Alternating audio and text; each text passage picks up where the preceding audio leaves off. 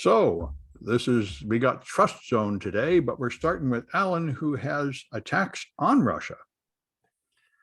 Yes, as is saturating the news these days. Russia. You don't often hear about attacks on Russia. Go ahead.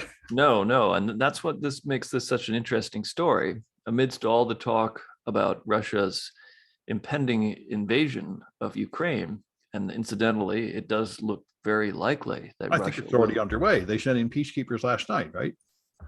Oh, well, I haven't followed the news this morning. Yeah, I thought, well, maybe they just said they were going to. Anyway, go ahead. Yeah, well, the bulk of the military forces have not yet entered Ukraine. Let's put it that way. Yeah. But it does appear highly likely, given that there are estimates of as many as 190,000 Russian troops are in the region, or on the border, I should say, actually on the border. And there's plenty of open source intelligence indicating that Russia has moved significant amounts of material to the front, including missile launchers, tanks, artillery pieces, et cetera. And blood. Yes. So the situation there is very bleak, and it looks like war is coming really any day now. But this regards the British Defense Minister, Ben Wallace, who in a statement to the British Parliament, the Commons, said, among other things, that the UK is prepared to launch cyber attacks on Russia in retaliation for a Russian attack on Ukraine. And he said in a quote, "I'm a soldier. I was always taught the best part of defense is offense." So he's making it very clear that the UK is prepared to undertake offensive cyber operations in response to kinetic warfare, which is something that's often been talked about over the years, is that as an alternative to kinetic warfare, there can be cyber warfare. Well, now, in fact, there will be cyber warfare in response to kinetic warfare, at least in this instance. And to my knowledge, this is the first time a member of NATO or the Five Eyes has ever made such a statement so explicit. Of course, this has happened many times in the past, and cyber attacks are occurring constantly. We just don't hear about them. I thought we didn't need to make such an announcement because we're constantly hacking everybody.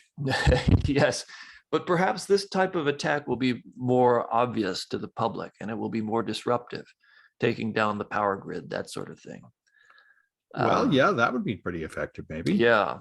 So on the other hand, I'm sure Russian cyber capabilities are such that Russian hackers could take down American power grids and UK power grids too. Well, that's what Nicole Perlroth says. She says all the people that came in with solar winds, most of them are still in there, which sounds pretty right. Yeah, it's wholly believable. Yeah. But at any rate, Ben Wallace, the minister, made a number of other statements talking about how the NATO could impose a no-fly zone or could blockade ports, etc. So that would just be the cyber attacks would be just one step among many. You know, if the US and the UK begin directly attacking Russia at all, then we're really moving into like a spreading war kind of thing. Well, yes, and that's the most terrifying scenario of all. And I think that's what everyone wants to avoid. And this is why Biden said, if you're an American there, we are not going to go in and rescue you. We're telling you to leave. We're not going to have Americans in Ukraine shooting at Russians. Mm-hmm. Yeah. And unfortunately for Ukraine, this means that the most effective deterrent is not on the table. And so Russia and Putin are emboldened to go and attack. Well, I think, I've heard much of analysis. Most of them say Putin got away with it before. Yeah. In 2014, and he thinks that we don't have our act together. And I think he's probably right. He's probably right, yes. I think the Europeans are not really going to go with blockading energy, and we're pretty much not really united, and we're just going to be splitting and undoing each other's work, and really nothing will happen. Well, Putin is one of the smartest world leaders out there, so he's always playing his cards right. I think he correctly sees our weakness. Reminds me of Bin Laden. Bin Laden wrote very correctly about our weakness. Anyway, all right. And so I've got an article which was tweeted by Matthew Green, which goes into the flaws in Samsung's TrustZone, which appears to be, I've been teaching students this for years. Most Android phones do not have a hardware secure element the way iPhones do. Instead, they have a software imitation, and it is awful, worse than I thought.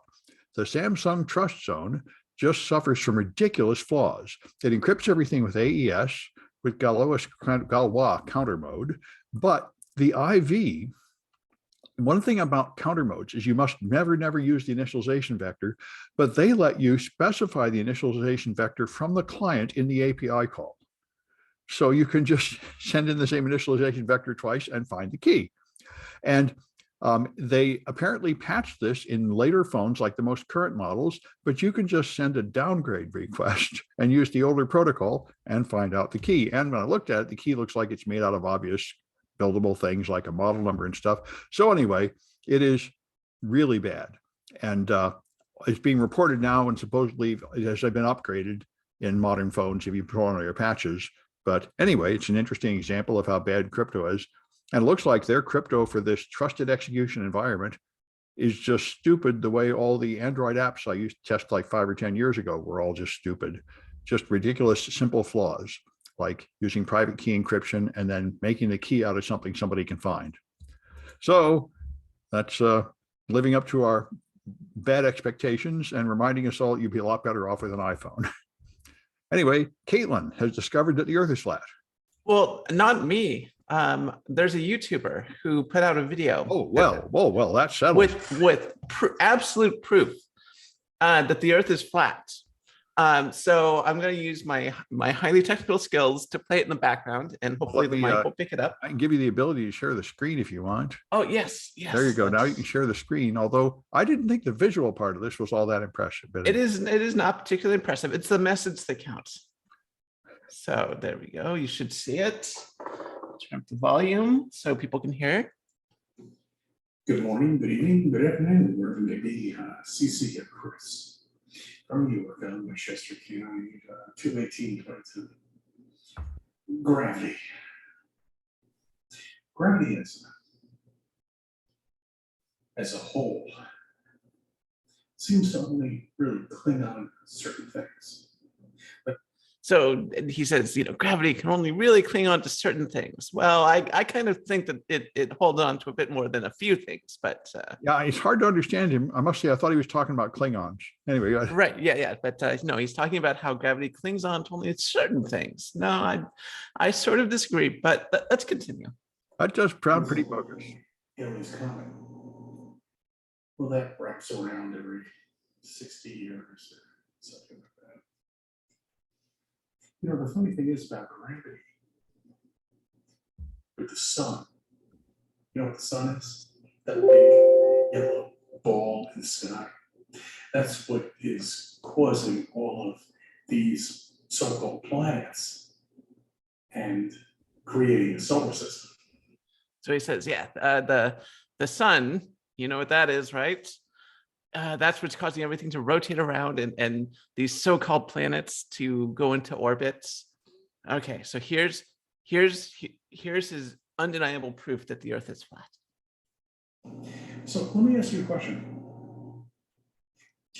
If the sun can create a gravitational pull on Halley's Comet, or any comet for that matter, has anybody forgotten about the moons? Well, there you go, people. well, I'll finish the video, and then I think, Sam, you have a background in physics, so maybe you have a few thoughts on this. I'm not sure any that are printable. What the fuck, guys? This is the moons. This is just as good as anti-vax information on YouTube.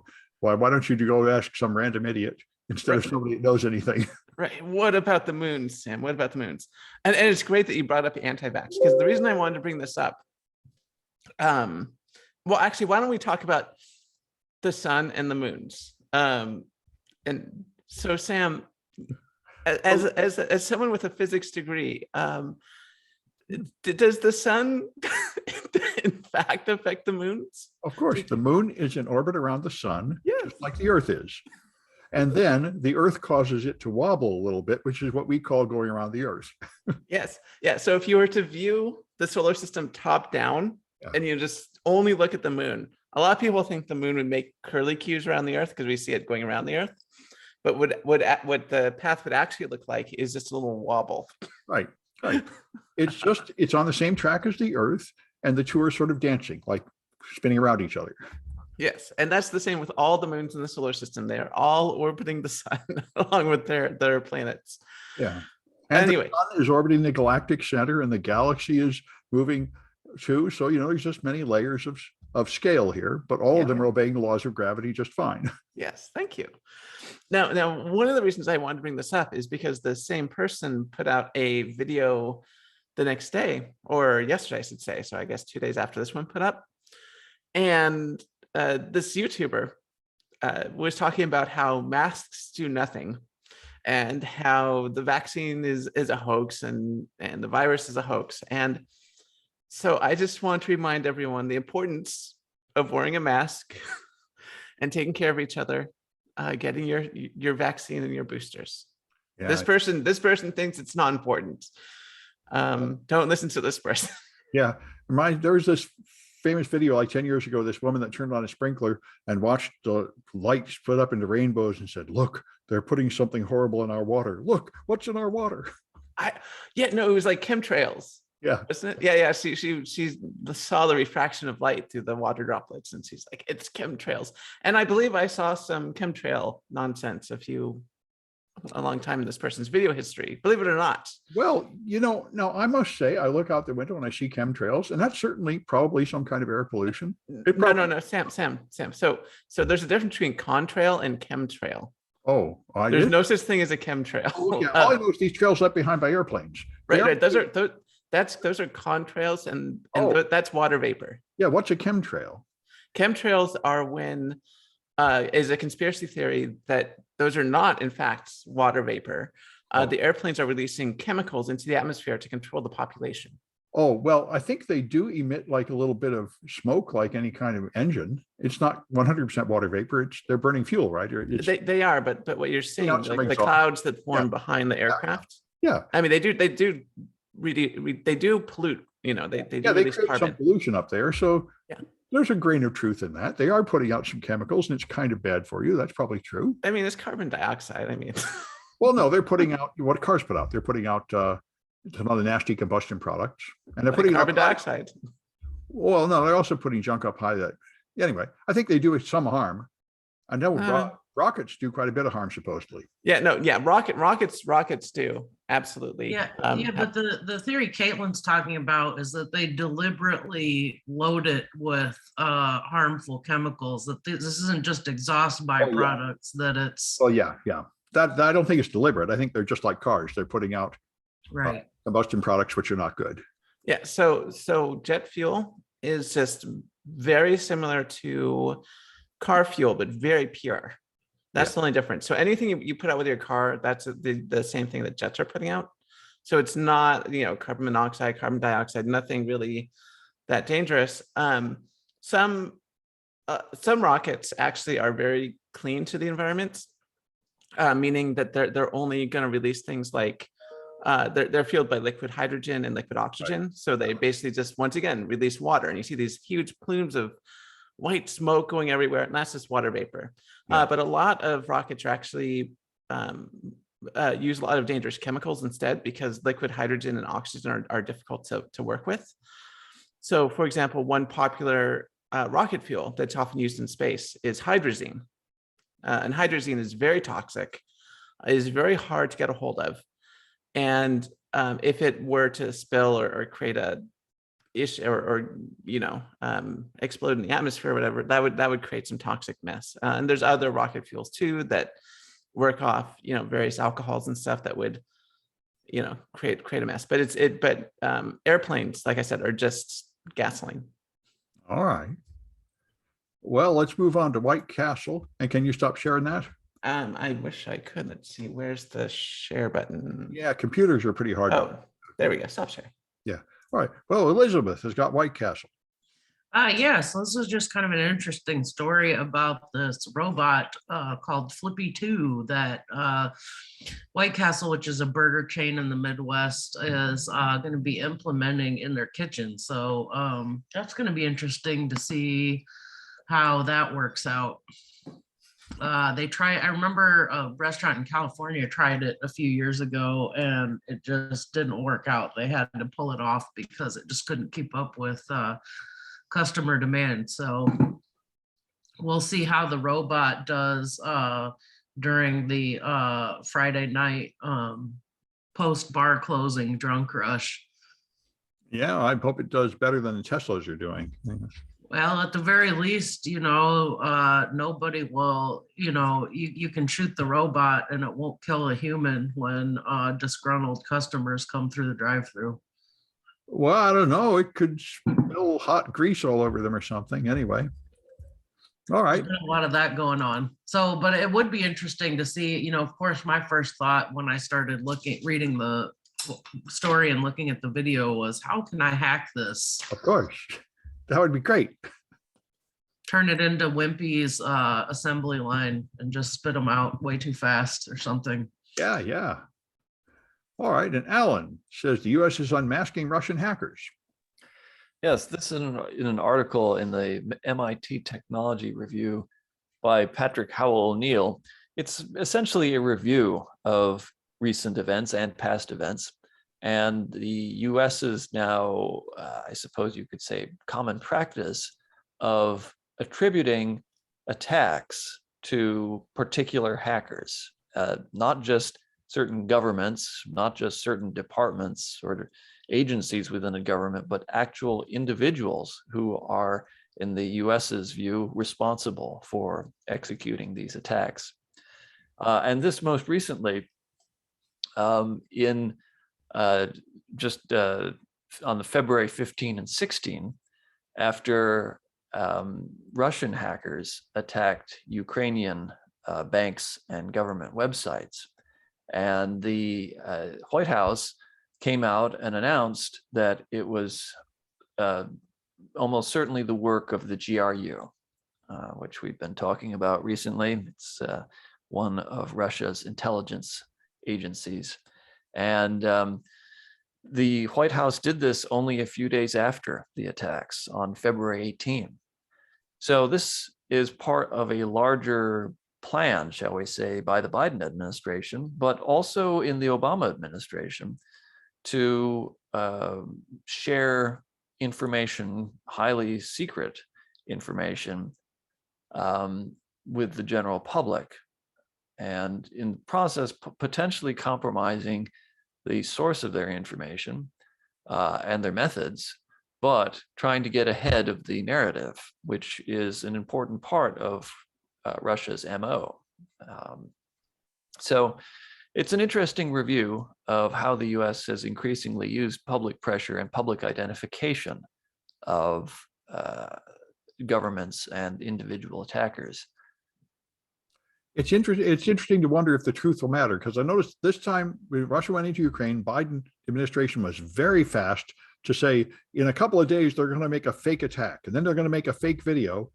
And they thought that by exposing their plans, they would shave them off, but they just did it anyway because they don't care. And this reminds me of in the days of the early APT attributions. You just find IP addresses of the military college right next to the military place in China hacking you. They don't hide their traces at all. And when you accuse them, they just say, no, we didn't do that, you're lying.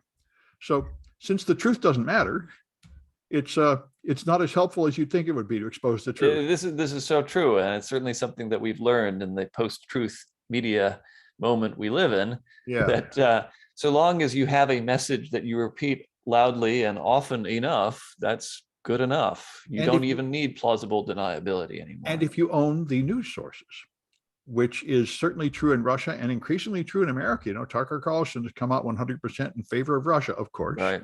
Because Fox seems to be a wholly owned subsidiary of RT. And it's, anyway, as an academic, I'm always pleased to see the truth come out, but I can't really claim it has much effect in the short run. No, it may help people in Ukraine slightly, but it's certainly not going to reach the ears of Russians, for example. Well, not, I think they all know that their media is propaganda and they sneak out and see stuff, but yeah, anyway.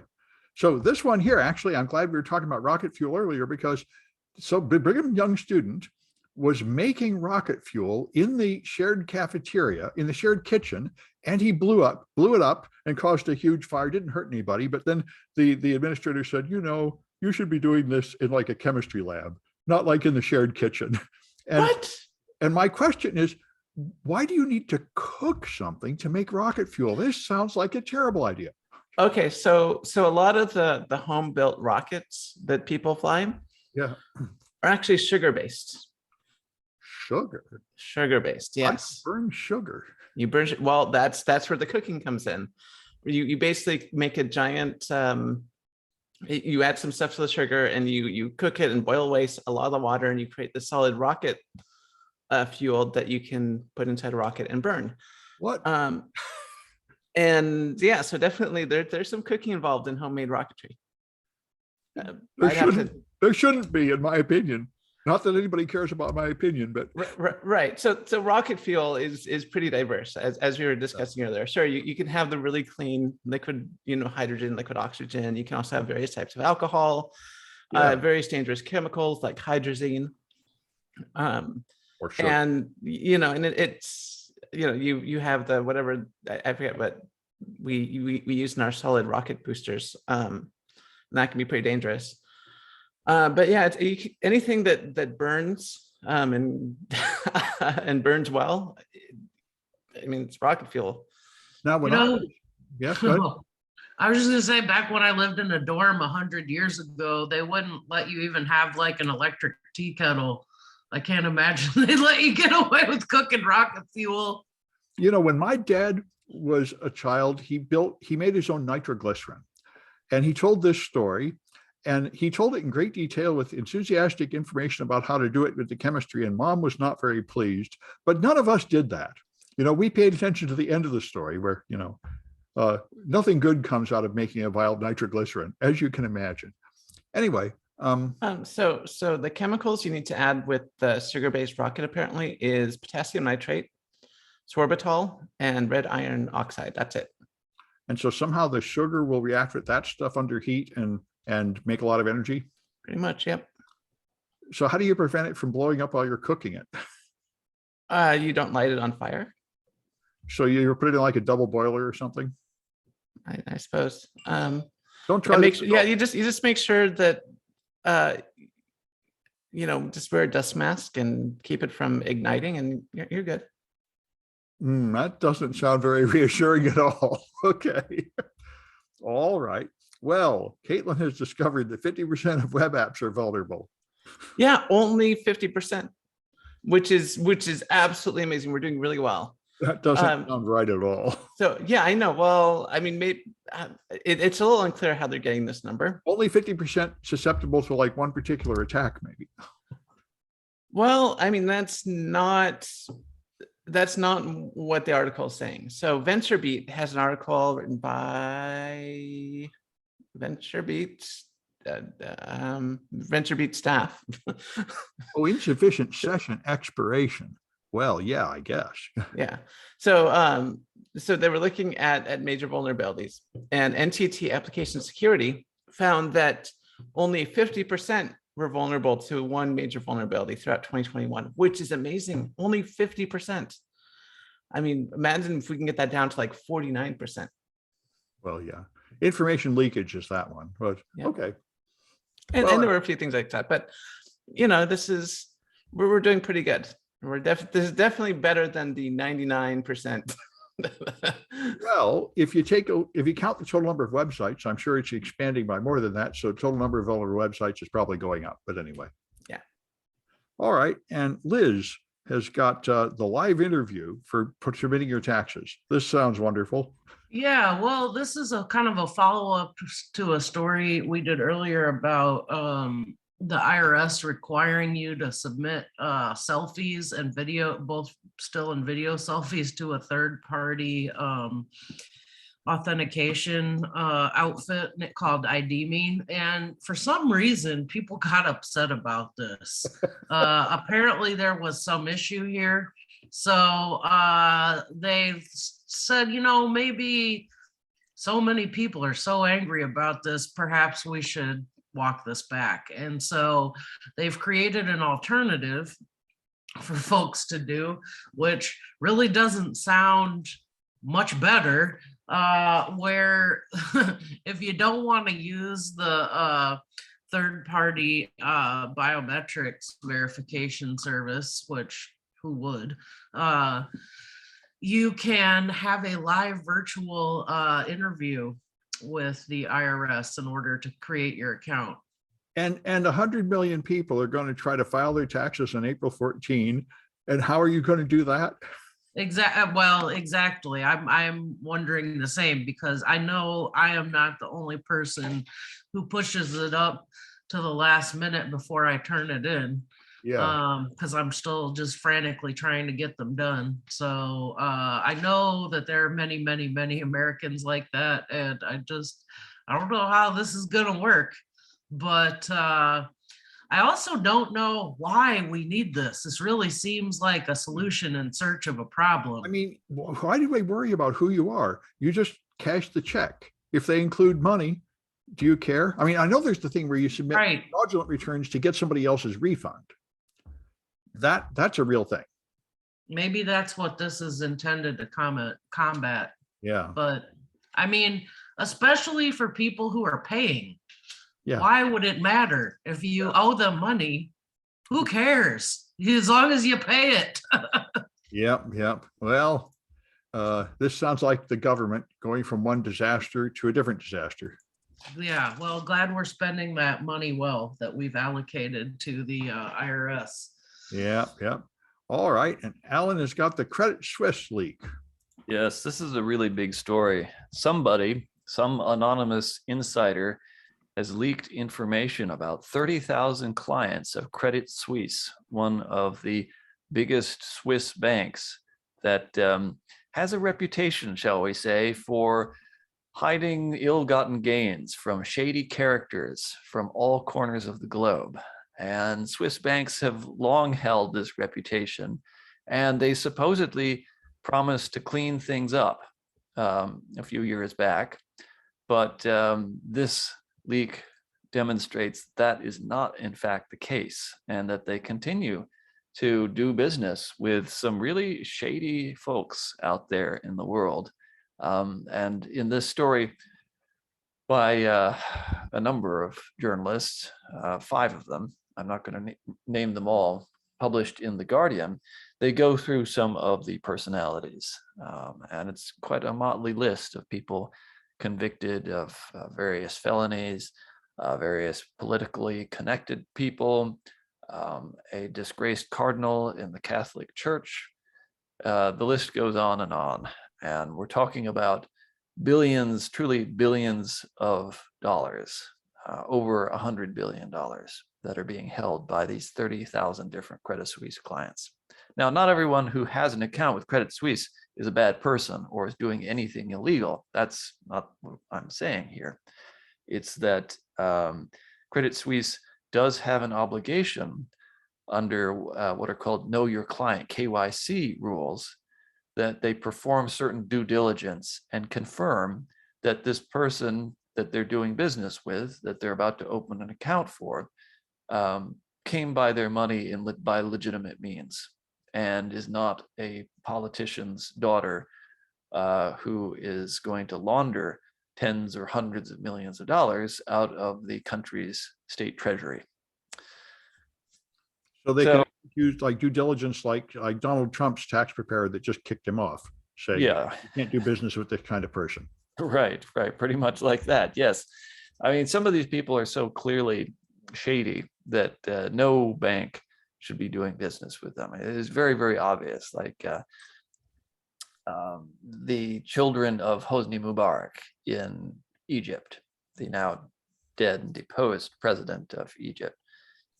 These are probably not really great people. So are they violating Swiss law? Credit Suisse by doing this? Yeah.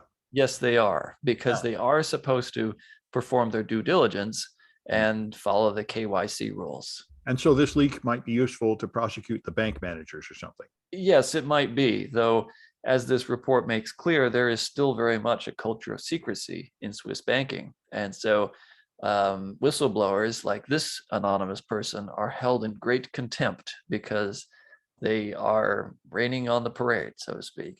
Well, they're pretty much held in contempt here too. I mean, look at Edward Snowden. Yeah, I mean, a different situation there. Yeah. But yes, this is true. Yeah, yeah. All right. And so this one I thought was pretty interesting. I didn't know this about tokamaks. You know, tokamaks are these donut-shaped things where they trap plasma and they manage to make it so hot and dense they can do fusion. But they're very complicated. And the reason they're so complicated is that the plasma is like the gas in your fluorescent light bulb. It's bouncing around erratically, and you have to keep adjusting the magnetic field to keep it contained. And there are all these layers of magnets and interrelated things doing that. And they've made them simpler by replacing all that with an AI. And AI practices until it gets good at it, and then it runs controlling the plasma to keep it contained. And the AI is now better than the previous system, so it's able to make a variety of plasma configurations. They got pictures of them. One with has 2 lumps of plasma in the tokamak, and one that has a triangular shaped one, and one shaped like an avocado, and so on. So they say this is really the wave of the future, much cheaper, much more efficient way to contain plasma and hopefully move towards fusion power, which is not ready yet, but hopefully in a couple of decades we'll have fusion power, and then we won't have to have all these coal plants and horrible things like fission nuclear plants. In a few decades, Don't you think? fusion power will be a few decades away. Well, don't you? Well, that's possible too. Yes, we might just never. We do seem to be making progress. Fusion power and quantum computing, I really think, are going to get here within 10 or 20 years. I don't know. What I've read about the actual numbers for fusion is that we are improving, but by like 2 to 4% over the past like 20 years. Like, well, that's not good. I saw a truth in good, honest government ad about carbon capture. And it was the same thing. They say, we built this giant plant, and in the year 2016, it captured 0. And in 2017, it captured 0 tons of carbon. And in 2018, it captured 0 tons of carbon. And in 2019, it clogged up with sand. So that's how well it's going. Yeah. So yeah, it's kind of a joke that fusion power is always just around the corner. Yeah. Well, you know, they said that about Linux on the desktop, and look, we're all using Unix now, one way or another, Android or iPhone or anyway. All right. So there. Anyway, so Kaitlyn has got deepfakes. I do have deepfakes. Well, I don't personally have deepfakes, but I have a story about deepfakes. But you could have deepfakes. You can actually make them on an ordinary home machine, can't you? You absolutely can. So singularityhub.com, I've never heard of them before, has an article written by Ed Gent talking about deepfakes and the security issues around them. So we all know that deepfakes present an opportunity in our post-truth world for people to lie even more. You can get people to say things that they didn't say and pass it off as the truth.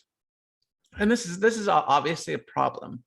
So researchers were wondering, well, how well can people detect deepfakes? And it turns out, so there was a research article published in PNAS, the Proceedings of the National Academy of Sciences of the United States of America. And they asked subjects to identify which subject was a deepfake and which was not. And subjects were no better identifying deepfakes as random chance. However, more worrisome is the fact that in this study, the participants ranked the deepfakes as more trustworthy than the real images.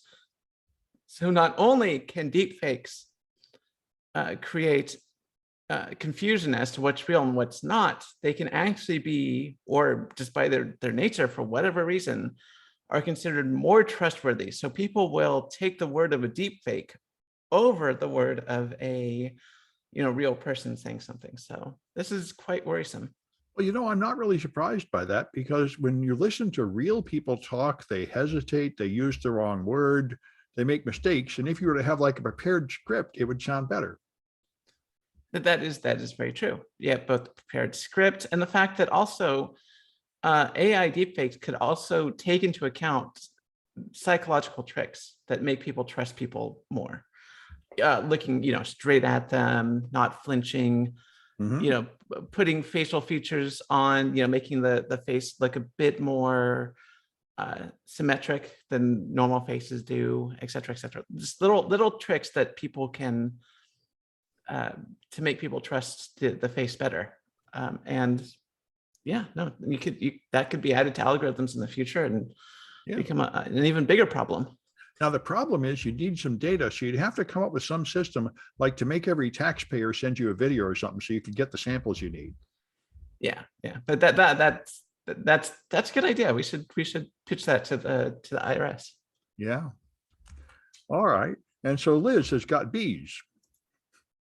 Yeah, this is kind of an interesting story, and it was an issue that I didn't even know was really an issue. People stealing bees? Yeah, apparently so. So I've seen out here in California, I've seen that I've seen semi trucks full of bees because I know folks rent them out to farmers to pollinate crops and they move them around. But I didn't know that people steal the hives apparently. That seems like it would be very difficult and a bit risky, but apparently people do it because they're scarce and they're worth quite a bit of money. So one story that was mentioned here was up in Mendocino County where some bees had been rented out to a farmer and somebody just came and stole the beehives out of the field. So they've had to start getting more high tech with measures to prevent this. And they've had to start doing things like adding GPS trackers to their hives so that they could track them down once they get stolen. I would guess air tags would work. I would think so, yeah. But then again, the other thing about air tags you got to think about is that they've got to be, air tags are dependent on being around other devices. And a lot of this stuff is happening out in very rural areas where there may not be cell service or there may not be a ton of Apple devices. So I can see how they might need something a little more sophisticated, like Real GPS trackers that are satellite enabled. Yeah, okay. Did they catch the thieves? I don't know whether they've caught him or not, but they did put out a $10,000 reward to get the bees back.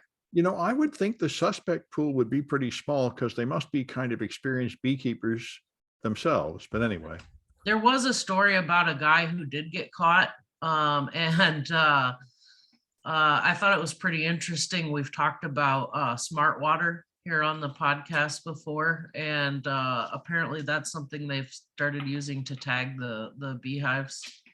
And the guy that they mentioned who was caught here in California about 5 or 6 years ago, they usually we had passed this law where anything under $950 is a misdemeanor in California. And so that's led to a lot of issues. And this guy probably thought he could get off based on that. But little known thing that I didn't know about, little known fact, in California, any agricultural products over $250 is a felony. So they're aggressively charging people who steal these beehives with livestock rustling. Oh, yeah, rustling. That's the word. That's a good word. All right. Well, that's it for this one. Being Tuesday, we'll be back on Friday.